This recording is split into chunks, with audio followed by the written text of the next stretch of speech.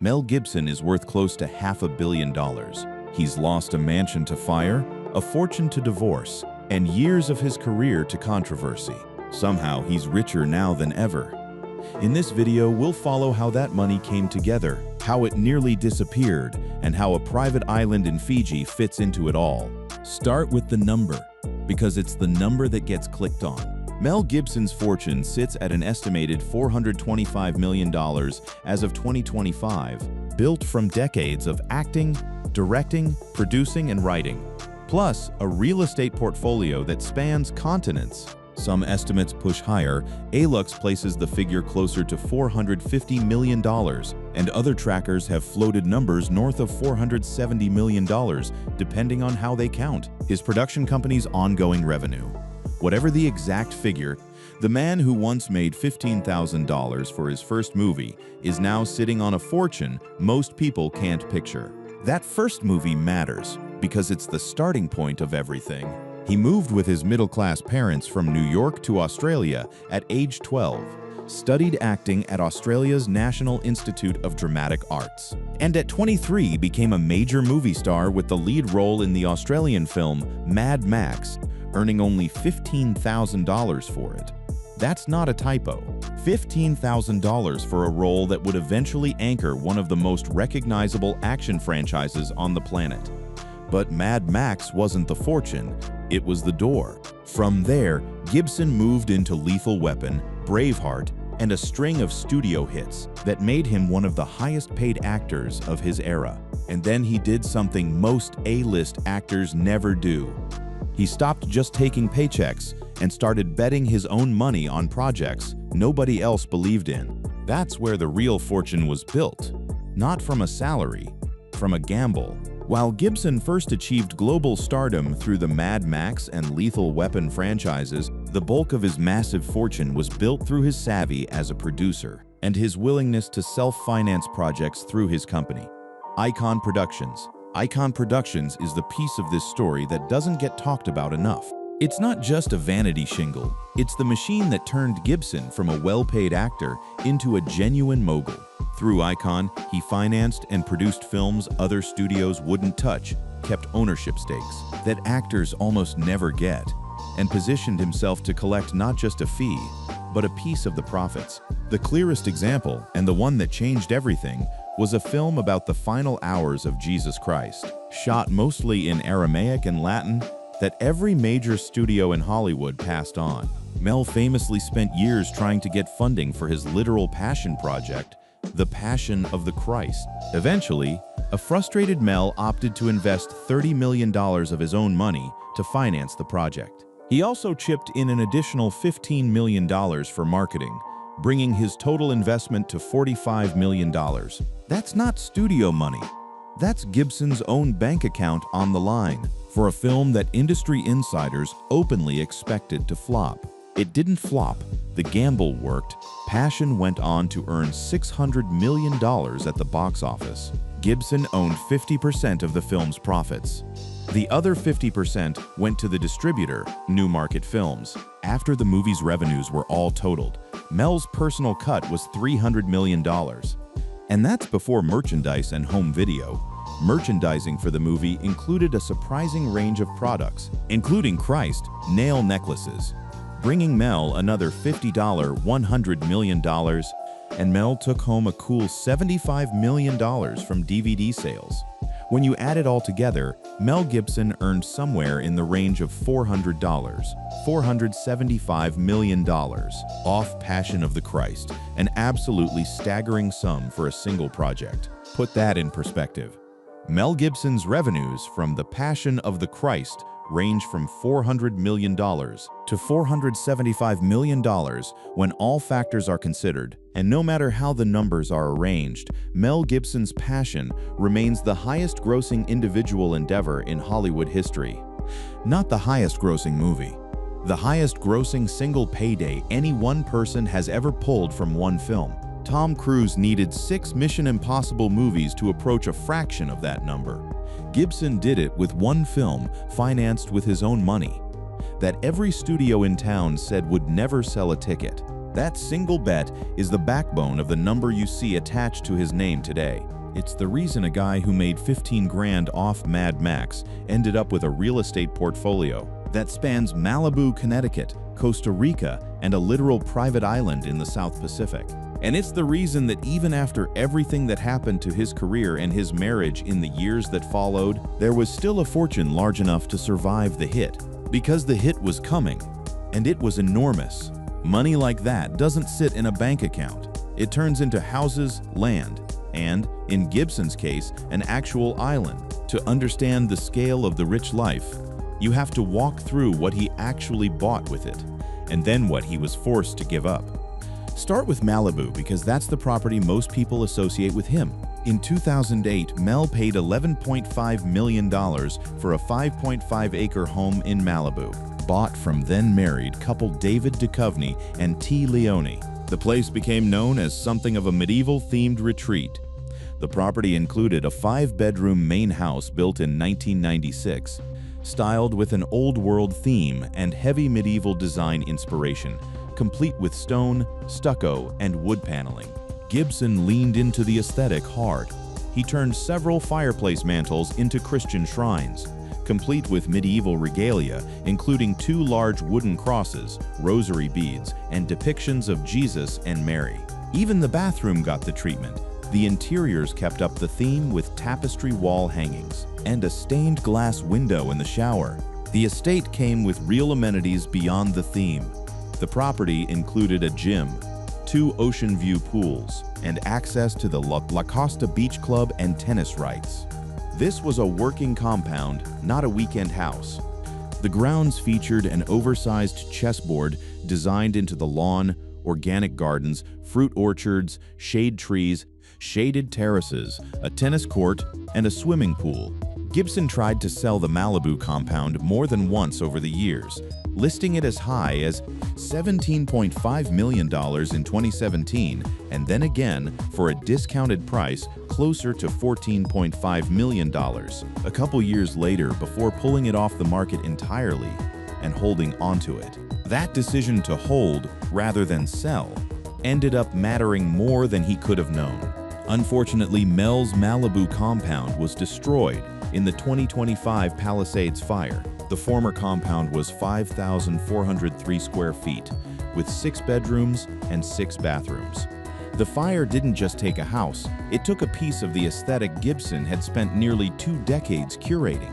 The chessboard lawn, the orchards, the medieval crosses over the fireplaces, gone in the same fires that tore through Pacific Palisades and the surrounding Malibu hills. Gibson himself joked about the loss when the White House came calling weeks later, asking, half seriously, whether the ambassador role he'd just been handed came with a residence. A dry line delivered by a man who had just watched his own home burn to the ground. But Malibu was never the whole portfolio. Gibson's real estate holdings stretch far beyond the California coastline, and one property in particular takes the rich life idea to a different level entirely, an actual island. Mel Gibson acquired the 5,400-acre Mago Island for $15 million from Japan's Tokyu Corporation in early 2005. The timing wasn't random. Gibson snagged the island shortly after the release of The Passion of the Christ, meaning the same movie that made him nearly $500 million also directly funded, one of the largest privately owned islands in the South Pacific. Mago Island is currently valued at around $20 million, despite the property remaining undeveloped through the years. The island isn't a resort with a helipad and infinity pools. It's raw land with a complicated past. The purchase was fairly controversial given the island's colorful past. During the late 1800s, both a cotton plantation and a sugar plantation were established there, and descendants of original native inhabitants have protested Gibson's purchase. Gibson's response, according to people who've covered the deal, wasn't to develop it aggressively. He has quietly but seriously made philanthropic donations in the countries where he invests, and intends to keep the Fijian island in its natural, undeveloped state. Today, Mago Island remains relatively undeveloped and is inhabited only by a few caretakers of Indo-Fijian descent. Beyond Malibu and Mago, the portfolio keeps going. Among his most expensive purchases is a 400-acre ranch in Costa Rica, which he bought for about $26 million, and a Tudor-style estate in Connecticut, which he has already sold for $40 million. That Connecticut property, Old Mill Farm, was a notable property along with real estate in Australia. That rounded out a portfolio built to be geographically scattered, insulated from any single market's downturn. That instinct spread the wealth across coasts and continents. Don't keep it all in one basket. Turned out to be one of the smartest financial decisions Gibson ever made. Because in 2011, something happened that could have wiped out half of everything he'd built in one single stroke. And it very nearly did. Here's the part of the rich life story that isn't about houses or islands. It's about a marriage, a courtroom, and a number that for a while was the biggest in Hollywood history. Gibson married Robin Moore in 1980. The two were together for 28 years and had 7 children together: Hannah, twins Christian and Edward, William, Louis, Milo, and Thomas. That's not a footnote. That's nearly 3 decades of a shared life. Built during the exact years Gibson was stacking up his fortune, meaning almost everything he earned during that stretch was legally built inside the marriage. The couple separated in 2006 following Gibson's high-profile DUI arrest in Malibu, and finalized their divorce in 2011. The DUI is worth pausing on because it wasn't just a legal problem. It kicked off a chain of controversies that would follow Gibson for the next decade and reshape how Hollywood treated him. But the financial fallout from the marriage ending is the part that belongs squarely in this story. The divorce was finalized in 2011, with a settlement to his ex-wife said to be the highest in Hollywood history, at over $400 million, which made his net worth drop. Other estimates land in a similar range. The payment to his first wife, Robin Moore, is estimated between $400 and $425 million. Depending on which number you believe, Gibson handed over a sum roughly equal to his entire current net worth in a single settlement to end a marriage that had lasted 28 years. Why so much? Because there was no prenuptial agreement protecting any of it. This isn't a story about a man who lost everything. It's a story about what happens when extraordinary wealth gets built inside a single marital estate without the legal architecture to protect it. The divorce did not break Mel Gibson. The absence of a prenuptial agreement nearly halved him. Every dollar earned during those 28 years, the lethal weapon paychecks, the Braveheart profits, even a slice of that record-setting passion of the Christ payday was, in the eyes of California community property law, half hers. Some estimates of his peak fortune put the number even higher before the split. One figure floating around puts his pre-divorce net worth at close to $900 million before his 2011 divorce. If that number is close to accurate, then the settlement wasn't just large. It was genuinely one of the biggest wealth transfers in the history of celebrity divorce. Full stop. And it landed at the worst possible moment. The divorce wasn't happening in isolation. It was unfolding at the exact same time Gibson's public image was collapsing. The DUI arrest, the leaked comments that followed it, and then a second relationship that brought an entirely new set of legal problems. Following his separation from Robin, Gibson began a relationship with Russian singer-songwriter Oksana Grigorieva, and the two welcomed a daughter, Lucia, in 2009. That relationship ended in 2010 amidst a storm of legal controversy and leaked recordings. Those recordings became some of the most replayed audio in tabloid history, and they compounded a public reckoning that was already underway because of the DUI arrest years earlier. Custody disputes and legal fights with Grigorieva ran in parallel with the divorce proceedings from his marriage, meaning Gibson was fighting 2 separate, expensive legal battles over money and children. At almost the exact same time his career was cratering because of his own words. It's hard to overstate how brutal that stretch was, financially and otherwise. A man with one of the largest single-project paydays in film history was, within a few years, staring down a settlement that could erase nearly half of everything he had, while simultaneously being blacklisted by the industry that made him rich in the first place. The actor faced roughly a decade of industry blacklisting due to various incidents involving racism and abuse allegations. For most people, that combination, a fortune-halving settlement, plus a decade of unemployability in your own industry, would be the end of the story. It's the part where the money runs out and the name fades from the marquee. That's not what happened here. And the how of that recovery is where the rich life story gets interesting again. Somewhere around the mid-2010s, the ledger started moving back in Gibson's favor. Not because the controversy disappeared, it didn't, but because Hollywood, in its own transactional way, decided his box office pull still outweighed the baggage.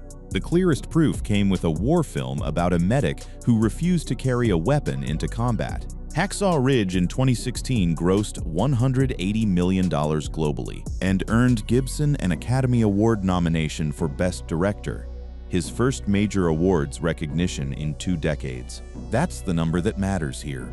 2 decades. This was the first time since his directing peak that the industry was willing to put his name on a nomination ballot again. Financially, it re-established something even more important than the box office gross. It proved Gibson could still direct a film that made money and got taken seriously, which meant financiers were willing to bet on him again. From there, the acting work kept coming, steadily rather than spectacularly. His acting career, while no longer at the Lethal Weapon era velocity, has produced consistent work. Roles in films like Father Stu and a returning presence in franchise-adjacent projects gave him an income stream that didn't depend on any single studio forgiving him. Just enough of the audience showing up to make him bankable in mid-budget films. And underneath all of it, the machine that made him rich in the first place never actually stopped running. Icon Productions continues to operate and generate revenue from the content it controls. That's the quiet compounding piece of this comeback that doesn't get headlines. A production company with decades of library titles still collecting money in the background, while its founder rebuilt his public standing one film at a time. Real estate did its part too. Even while Malibu Drama played out with listings going up and coming down, the broader portfolio kept generating value. His real estate portfolio is distributed globally and held largely in his own name, representing a more architecturally sound version of the wealth concentration that existed before 2011. In plain terms, this time the properties were his, not shared marital assets sitting exposed in a single estate. Lesson learned expensively. By the time the 2020s rolled around, the numbers had recovered enough that outlets tracking celebrity wealth were consistently placing him in the $400, $450 million range again. Not the near $900 million peak some estimates floated before the divorce, but a fortune large enough to make him one of the wealthiest actors in the business, controversies and all. Despite the sour turn his career took in the mid-2000s, Mel Gibson is still one of the richest actors in Hollywood, with an estimated net worth of $425 million. Then came a twist nobody saw coming: politics. Days before a presidential inauguration, Gibson's name showed up somewhere it had never been before: a Truth Social post. President-elect Donald Trump named Sylvester Stallone, Mel Gibson, and Jon Voight as special ambassadors. Writing it was his honor to announce them as envoys to a great but very troubled place, Hollywood, California, tasked with bringing the industry back bigger, better, and stronger than before. Gibson's reaction was as candid as it gets. I got the tweet at the same time as all of you and was just as surprised. Nevertheless, I heed the call. My duty as a citizen is to give any help and insight I can, Gibson said in a statement, before adding any chance the position comes with an ambassador's residence. The joke landed differently than most of Gibson's public statements because it wasn't really a joke at all. It came right after he'd lost his own home in the fires that had just torn through Los Angeles. The role has since turned into actual policy work, not just a ceremonial title. Gibson and Italian producer Andrea Arvolino have been proposing a co-production agreement between Italy and the US, hoping it could serve as a pilot project for similar treaties between the US and other countries, with Italian producers incentivized to make Italian films in the USA, involving American stars. Whatever comes of the treaty idea, it puts Gibson in rooms that have nothing to do with acting fees or box office splits. A different kind of asset entirely. The kind built on access and influence rather than a paycheck. So, by the middle of this decade, the picture looks like this. A fortune that peaked somewhere near $900 million got cut nearly in half by one divorce settlement, survived a decade of professional exile, and clawed its way back to roughly $425 million through a mix of comeback films, a production company that never stopped earning, a globally scattered real estate portfolio, and now a seat at the table in Washington. That's the arithmetic behind the rich life, but arithmetic doesn't capture everything. There's still the fire that took the Malibu compound. There's still 9 kids and at least 7 grandchildren, spread across 2 relationships and a marriage that ended in one of the most expensive divorces ever recorded. There's still an undeveloped island in Fiji that he's chosen, deliberately, not to build on. The number on the balance sheet is one story. What's left standing after everything that tried to take it down is another. Strip away the headline number, and what you're left with is a life that got tested from almost every direction money can be tested. Divorce, wildfire, industry blacklisting, custody battles, and a business model built on financing his own films with his own cash. Most fortunes don't survive even one of those hits cleanly. Gibson's fortune took all of them back to back and is still sitting north of $400 million. The family side of the ledger tells its own version of the story. As of recently, he's a father of 9 children and a grandfather of at least 7. That's 3 separate chapters of a personal life woven through the financial one. The 28-year marriage to Robin Moore that built the fortune and then split it in half. The relationship with Oksana Grigorieva that added a daughter and a legal storm, and years spent with Rosalind Ross, a former champion equestrian and screenwriter, that added more children to the family tree. Every one of those relationships intersects with the money story in some way, whether through custody arrangements, settlements, or simply how the estate gets divided when he's gone. The Malibu compound is gone now, taken by fire in a season that displaced thousands of families across the Palisades, not just one famous one. Gibson lost the chessboard lawn, the orchards, the medieval-themed shrines built into the fireplaces, nearly 2 decades of a home turned into ash in a matter of hours. It's a reminder that even a portfolio spread across Connecticut, Costa Rica, and the South Pacific isn't immune to the kind of disaster that doesn't check net worth before it burns. And yet the response to that loss says something about where Gibson's story sits right now. Instead of retreating, he leaned into a new kind of public role. Not an actor promoting a film, but a Trump-appointed envoy trying to negotiate international production treaties for an entire industry. Whether that role produces real financial return for Hollywood or for Gibson, personally, is still an open question. The Italy co-production talks are ongoing. Nobody's signed anything permanent yet. What isn't an open question is the shape of the comeback that got him back to this point. A man who earned $15,000 for his first movie ended up making somewhere between $400 and $475 million off a single film he financed himself when every studio in town said no. He lost roughly that same amount in a divorce settlement a few years later. He spent the next decade mostly frozen out of an industry he used to run, and he clawed his way back through a war film, a steady stream of character roles, a production company that quietly kept the lights on the entire time, and a real estate strategy that finally learned the lesson. The first fortune never had to learn. Spread it out. Keep it in your own name, and don't let one estate, one marriage, or one fire take all of it at once. Mago Island still sits out there in the South Pacific, undeveloped, mostly untouched, worth more today than the day he bought it. The Malibu property is gone. The Connecticut estate sold years ago. The Costa Rica ranch is still on the books, and the number that started this whole story, somewhere around $425 million, is still there, battered by every single thing that's tried to take it apart, and still standing anyway. That's the rich life of Mel Gibson. Not a straight line up.